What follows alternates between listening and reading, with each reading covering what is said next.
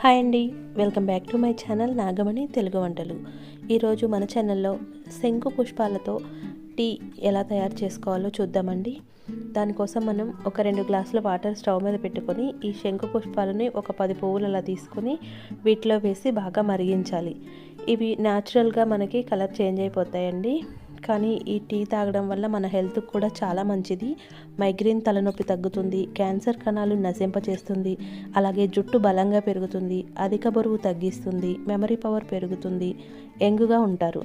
ఇప్పుడు మనం ఈ డికాషన్ పోసుకున్న తర్వాత అందులో లెమన్ పిండి కొంచెం తేనె వేసుకుంటే మనకి కలర్ అనేది పర్పుల్ కలర్ వచ్చేస్తుందండి. ఇది జ్యూస్ లాగా తాగొచ్చు, అలాగే టీ లాగా తాగొచ్చు. ఏ విధంగా తాగినా కూడా హెల్త్కి చాలా మంచిదండి. మనం సబ్జా గింజలు కూడా వేసుకొని ఈ డ్రింక్లో కలుపుకొని తాగితే చాలా చాలా బాగుంటాయండి. ఈ విధంగా తప్పకుండా ట్రై చేయండి. Please like, share, subscribe.